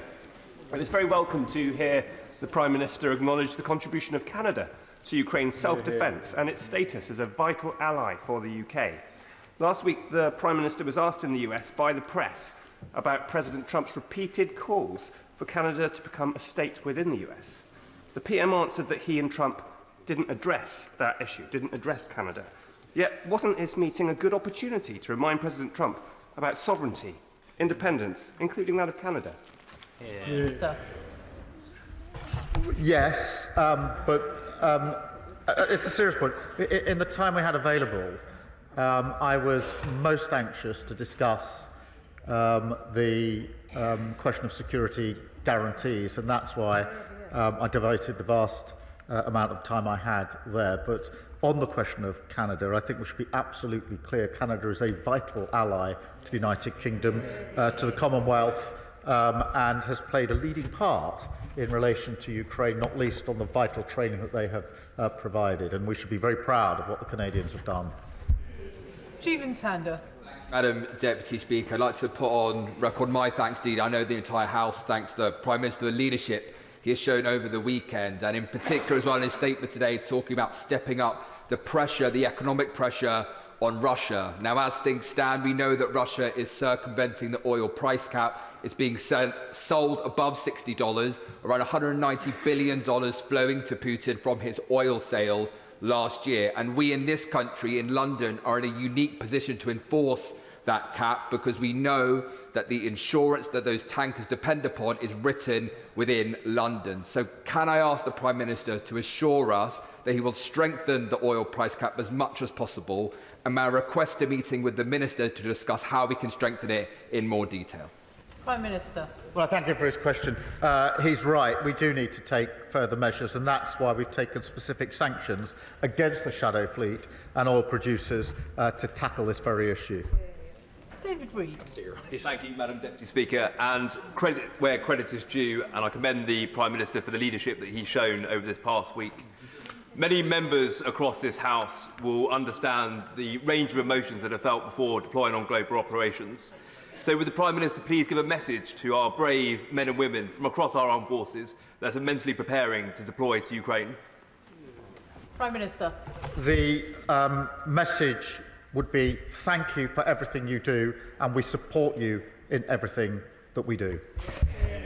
Josh Dean. Thank you, Madam Deputy Speaker. And can I thank the Prime Minister for his leadership on what is the defining moral issue of our time.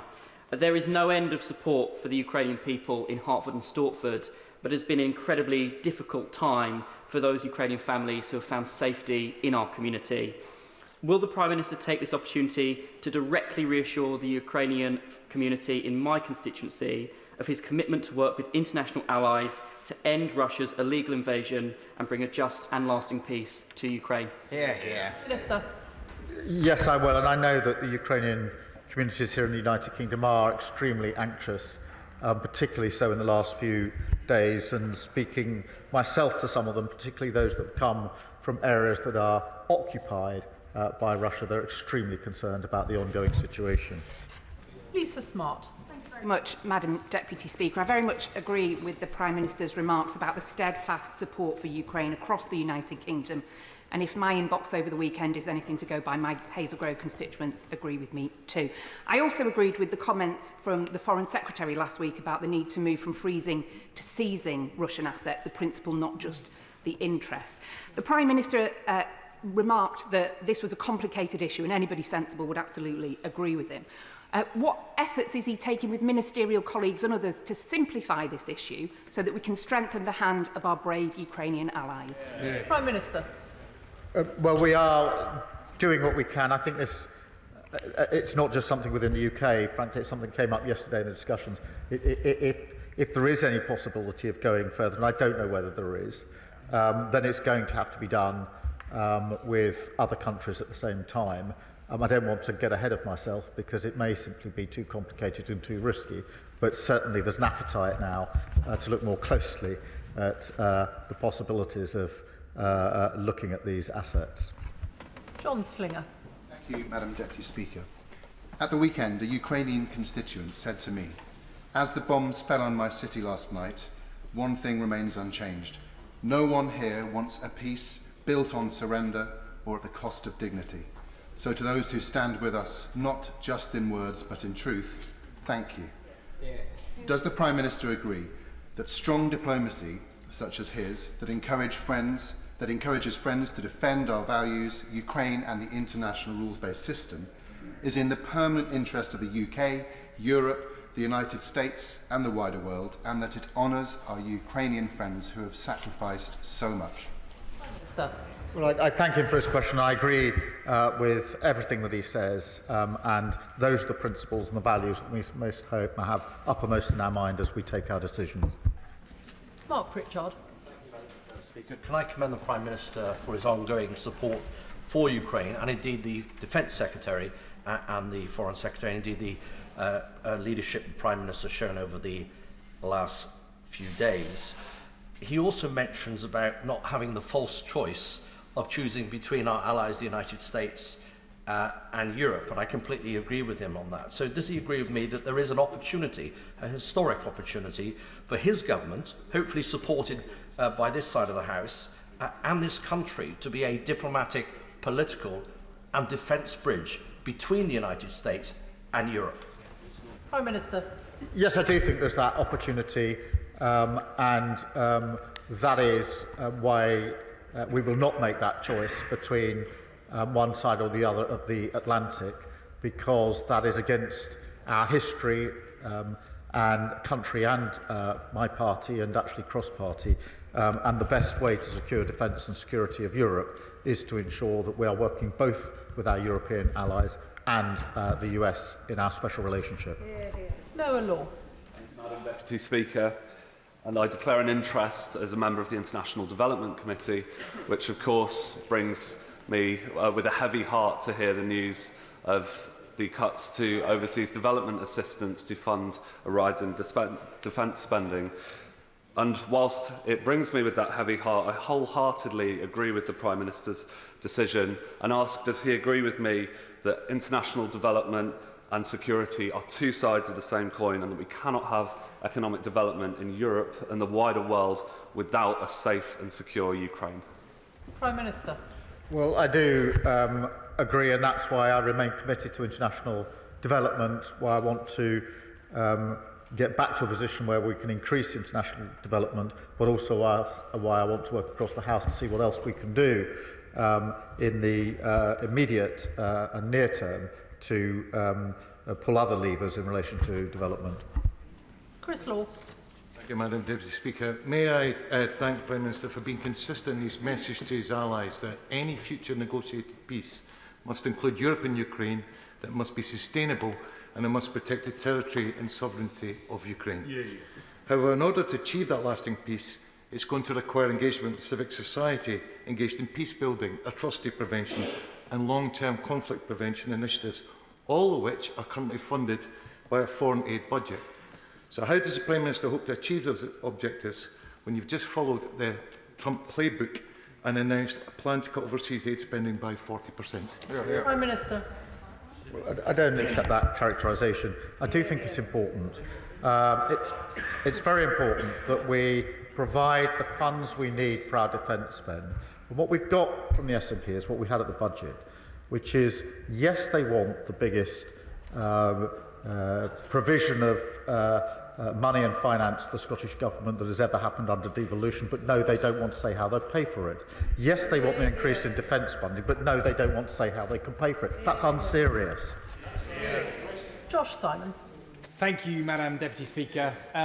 In recent months, the party opposite, who apparently lack the stamina that the Prime Minister displayed over the weekend, have confidently and repeatedly pronounced to the Prime Minister what the United States President will and won't do, all of which has turned out to be bluff and bluster. So does the Prime Minister agree that it is the UK government that has the best intelligence to support the UK national interest, and that the UK national interest would be better served with a bit less bluff and bluster and a bit more optimism about what this great country can do to lead to make our world and our people more secure? Prime Minister. Well, I agree with that. And look, I'm proud of the fact that as a country, over many, many decades and throughout our history, we've always stepped up when it's been necessary to step up. It is now time again to do so. We will do so, and I'm really pleased that by and large we've got full support across the House at a time when we need to step up. Alberto Costa. Thank you, Madam Deputy Speaker. Over the last few days, the Prime Minister has really risen to the challenge, and it's right that most in this House have this afternoon commended him for being a statesman. In his statement, he said that the lasting peace must guarantee the sovereignty and security of Ukraine. Is this the Ukraine of pre-2014? Is it the Ukraine of pre-2022? Or is it the Ukraine currently under occupation from Russia? It's really important that our European allies and America, as well as Ukraine, send the right message to China, who will be looking at this very carefully. If they think that they can brutally invade Taiwan and secure a piece of territory there under some future security deal, that will not be good for anyone in the West. Will the Prime Minister bear that in mind? Prime Minister. Well, he makes a very good point in relation to those around the world that will be looking in and observing the way in which we deal with Russia and deal with the risks from Russia. But it only underlines that any discussion about Ukraine must be done with Ukraine at the table, not by others. Dave Robertson. Thank you, Madam Deputy Speaker. It's clear that Russian aggression is making our continent less safe. And I think what we've seen in the last week is this House, largely, but this government particularly, and absolutely this Prime Minister rising to that challenge. Can I ask my right honourable friend what steps he's going to take to ensure that our European allies also rise to that challenge and commit to spending 2.5% of their GDPs on defence? Prime Minister. We're working together to do what we can to ensure that all of our colleagues rise to this particular challenge. That is to do with capability, spending and coordination, and that's amongst the things we've been discussing quite intensively over this weekend. Luke Evans. The difference between decent and deceit may only be one letter, but it's the gap. The gap defines a man's character, and after what we saw on Friday, whatever the context of that meeting, when the Prime Minister next speaks to President Trump, will you remind him of this and make sure that decency is at the centre of any of those negotiations? Prime Minister. My absolute focus, I mean, look, nobody wanted to see what we saw on Friday. I don't think there's any dissent to that. But it is important that we pragmatically work forward to what matters most, which is lasting peace in Europe. And that is what conditions the approach that I've taken to this throughout the last few days. Andrew Lewin. Thank you, Madam Deputy Speaker. I want to thank the Prime Minister for his leadership and particularly the difficult but decisive decision to have that immediate increase in defence spending.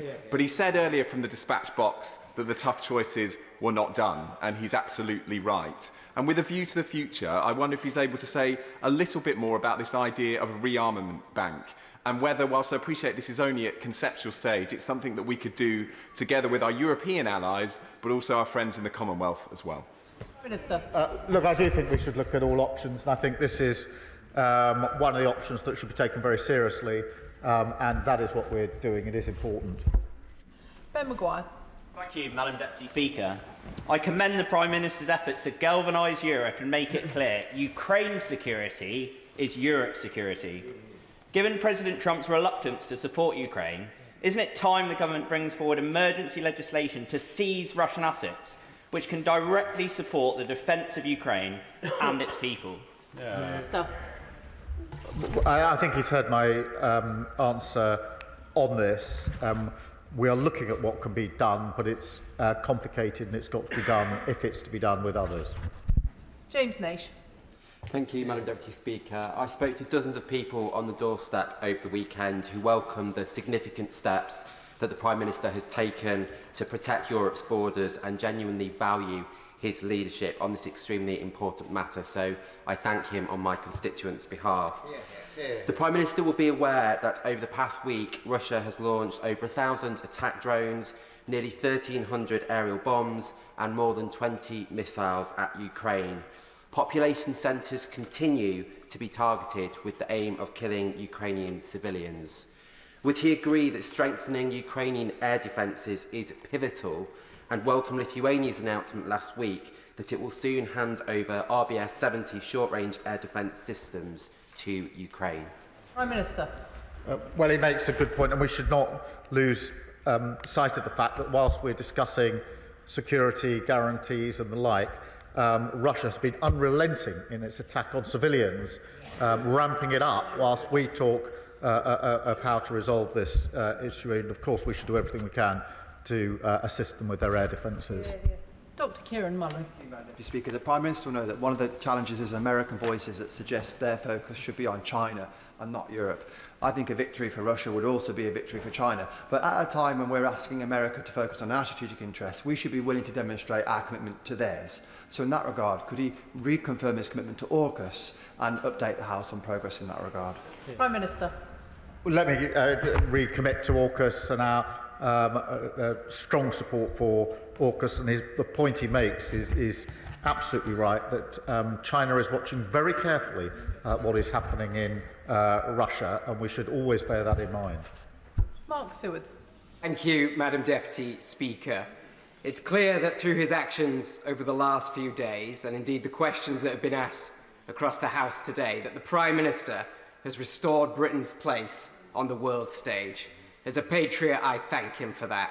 It's also clear just how hard he's working to ensure that there is a sustainable and lasting peace in Ukraine. Now, I still find myself speaking to individuals, and I believe they are a minority, who question why we are still sending money to Ukraine. Why isn't this money being spent on Britain? Please can the Prime Minister say what he would tell them, why it's in Britain's direct national interest to ensure Ukraine wins this peace from a position of strength. Prime Minister. Well, he makes a very good point. It is in our national interest because insecurity and conflict in Europe always washes up on our shore. It has already done that. The cost of living crisis is far worse because of the conflict in Ukraine. Oil prices, energy prices have gone through the roof in the last few years because of the conflict in Ukraine.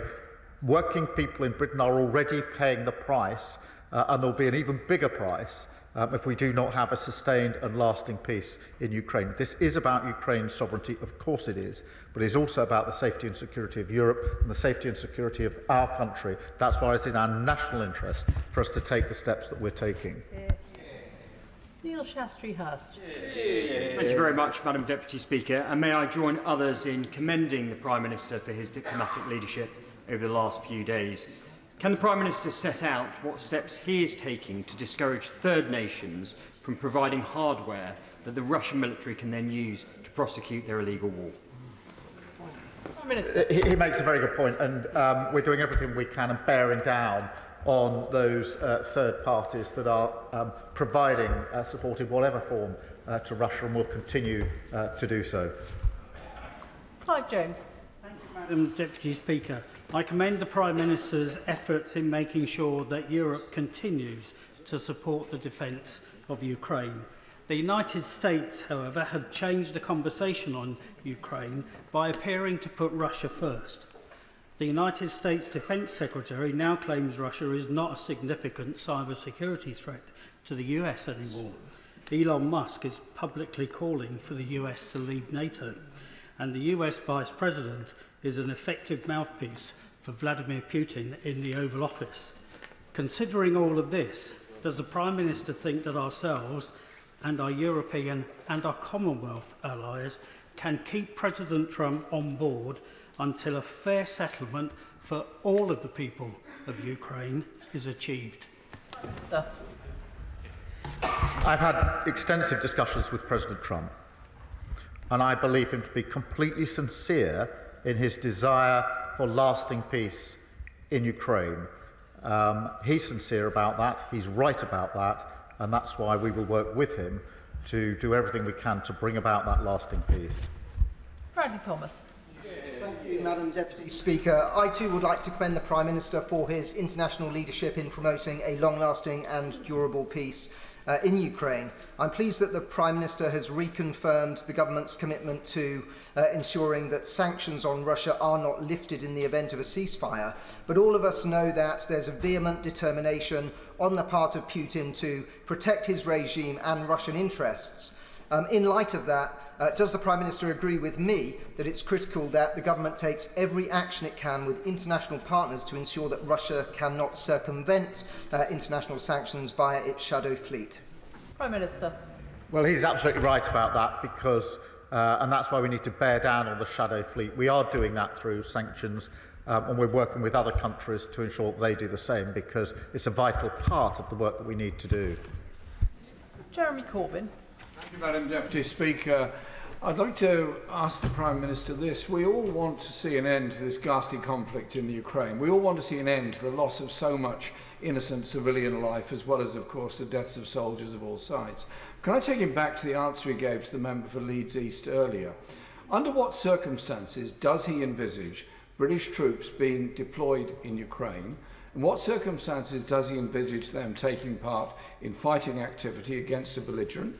And will he guarantee that any such decision will come to the House before any such decision is taken? Well, I thank him for his question. There's one person that doesn't want lasting peace in Ukraine, and that's Putin. And that we have to hold centrally in mind.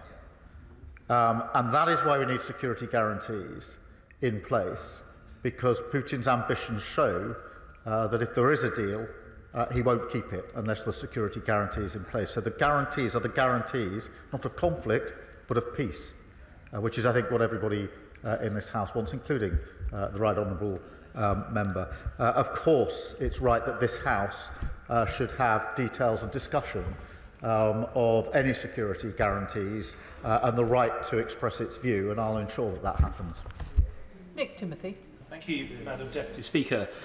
Earlier, the Prime Minister said Russia is a menace in our waters and in our skies, and this is obviously correct. Can he tell us which individual minister has overall responsibility for the security of our offshore infrastructure, such as wind farms in the North Sea? And given the vital importance of military tech and hardware, will you join me in condemning the idiotic divestment campaigns that seek to undermine our domestic defence manufacturing industries? Prime Minister. The security of our infrastructure, wherever it is, but including underwater, is the responsibility of the whole government. But most of all, it is my responsibility as Prime Minister to ensure the safety and security of our country and the threats to our country. They come in many forms, and I take that responsibility extremely seriously. Chris Coughlin. Thank you, Madam Deputy Speaker. US security guarantees for any peace agreement in Ukraine are, of course, highly desirable, but given that the US Defence Secretary appeared to explicitly rule them out, we must, of course, consider other scenarios, and they should not be a showstopper. With that in mind, European NATO GDP alone is 10 times the size of Russia, yet Russia spends $40 billion more annually on the war in Ukraine than Ukraine and her Western allies.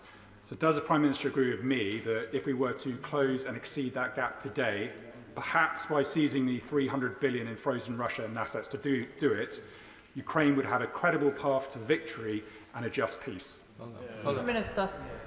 On the question of security guarantees, it is important that the US and the UK teams are working together on this, and I take comfort from that and concentrate on that. I don't think that's highly desirable. I think it's essential, and that we should be putting everything into ensuring that that's the way that we move forward. On the question of the assets, he's heard my answer. I understand why he asks it, but it is a complicated question. Ben Obsijekti. Thank you, Madam Deputy Speaker. I too thank the Prime Minister for his support to President Zelensky yesterday, following the circus that was his meeting with President Trump and Vice President Vance in the Oval Office. But following the Prime Minister's discussions with President Trump last Thursday, can the Prime Minister provide assurance regarding the ongoing presence in this country of the USAFE at current levels, and give reassurance that the US's £500 million DIO investment in the European Infrastructure Consolidations Project's new Joint Intelligence Analysis Complex at RAF Molesworth, also the home of the NATO Intelligence Fusion Centre, will not be put in jeopardy given the change in European posture of the new US administration? Prime Minister. I'm absolutely clear that President Trump and I want to strengthen the relationship between our countries. We've spoken openly about it. We are very close on defence and security. We both know that, and we both want to strengthen that alliance, and that is a good thing for both the United States and the United Kingdom. Robin Swan. Thank you very much, Madam Deputy Speaker, and can I thank the Prime Minister for his leadership over the weekend. In a statement, he talks about UK jobs, UK skills, UK finance pulling together for our national interest. So can also welcome the announcement of the £1.6 billion investment in Thales and Belfast in regards to the procurement of those 5,000 air defence missiles, which will defend Ukraine, but will also defend our democracy. But while that investment in our private sector is welcome, can I just ask the Prime Minister also to remember to invest in our armed forces personnel, who we currently will require and who currently we need and want to support, as we ask them to step forward into a very challenging time as well. And while there may be those making comment around the quantity, can the Prime Minister also remind others listening and watching that it's the quality of our armed forces that count? Prime Minister. Well, he's absolutely right about the quality of our armed forces, and we're all very proud of what they do in the vital defence of our country. And I'm very pleased that we've been able to progress with the deal in Belfast, so those jobs well-paid jobs will be there in Belfast, and of course the jobs in the supply chains that will then feed in to that contract. James McCleary. Madam Deputy Speaker, and can I add my own congratulations to the Prime Minister on this weekend's successful summit. It was refreshing to see a British Prime Minister not only standing alongside our allies but working constructively with them and putting us at the heart of Europe where we belong. So can the Prime Minister tell me how he intends to maintain the positive momentum from this weekend and ensure that Britain's voice is heard loud and clear, particularly in the European Union, as they continue their own internal discussions on how to support Ukraine and counter the threat from Russia? Minister. I thank you. We will continue our discussions with our European allies. They have meetings this week. There are further follow-on meetings planned coming out of yesterday. But obviously, as he will understand, between those meetings, we're in constant touch with each other about how we take forward the plans that we're working on. John Cooper. Thank you, Madam Deputy Speaker. Scottish soldiers could be on the ground in Ukraine within a year. That was the headline in the Herald newspaper this morning, based on quotes from First Minister John Swinney in answer to questions from the BBC. Notwithstanding that the British armed forces have many fine and gallant young Scots serving with them, can the Prime Minister confirm that the decision, the burden indeed, on deploying British troops anywhere sits with him and with this House and not with a divisive First Minister and the head of a devolved administration? Prime Minister. Yes, and a good thing too, because I think the First Minister confirmed his view that we should weaken our defences by getting rid of the nuclear deterrent. What a good thing it is that the security and safety and defence of the whole of the United Kingdom rests with this government here. Callum Miller. Thank you, Madam Deputy Speaker. May I thank the Prime Minister for his statement and for his leadership. He will have heard the support of the Liberal Democrats and many across the House for his leadership in Europe and for correctly identifying Russia as the threat in this scenario. So I wonder if he shares my concern, having referred earlier to the Russian cyber threat to the NHS, amongst other things, that overnight US Defence Secretary Hesketh has announced the stepping back of US counter-cyber measures against Russia. Does the Prime Minister believe that this is a good choice by the Americans? I'm not going to provide a running commentary on American decisions, but on the point he makes, there have already been attacks, cyber attacks on our NHS, and we have to be vigilant to those attacks. The Russian threat is multifaceted, and everything pretty much is being weaponised, and that's why it's important that we make the link with what's happening in Ukraine back always to what's happening in our country. Tessa Munt. Thank you, Madam Deputy Speaker. Can I thank the Prime Minister for everything he has done over the last few days? It's admirable. Can the Prime Minister endeavour to ensure that we prioritise military spending on outcomes rather than strictly the amount of money that's spent? As the rush to avoid criticism of underspending very often means that cost effectiveness can be lost. And the budget from the defence and international aid should be viewed as a rolling average over several years rather than annually, so as to avoid the accounting gymnastics that might happen every March. Well, I thank her, and it is really important that as we spend more on defence, we make sure that we get value for the money that we're investing in the best capability, because she's right, it's the outcome in a sense that matters here, which is why the strategic review is going through the challenges that we face and the capabilities to make sure that they match up. But she's absolutely right about the need to make sure that there is value for money and we're getting the best we can in terms of the capability that we need. Andrew George. Deputy Speaker, I warmly congratulate the Prime Minister both for his actions and his leadership in recent days, and indeed his stamina here this afternoon. Apart from Putin's puppets who scampered from this chamber more than an hour ago, the rest of this House knows fully well that support for Ukraine is essential to maintain a rules-based world order. The question that we are all wrestling with politically is how we pay for it. Now, he said in his statement that we're at a crossroads in history and this is a new era. Surely in these circumstances it is a moment when the Prime Minister and the Chancellor maybe need to look again at the straitjacket of their fiscal rules and start taxing the wealthiest in this country rather than building this essential, important investment in defence on the backs of the poorest? Well, I thank him for his question. I do think it's really important that we are able to fully fund the increase in defence spending. We're able to explain where the money is coming from straight away. We need certainty and security in our economy, and we shouldn't lose sight of the fact that if we lose security in our economy, all of our budgets will be affected by that, and we will all be a lot poorer for it, which is why we've taken the approach that we have. Fiscal rules are important. We will stick to them. But we will look with others at innovative ways of ensuring that we can raise the necessary money as we go forward. Final question, Jim Shannon. Thank you, Madam Deputy Speaker. I've definitely got the strongest legs in this chamber. I've been bobbing up and down here for about 3 hours. Anyway, can I thank the Prime Minister very much for his statement and his leadership.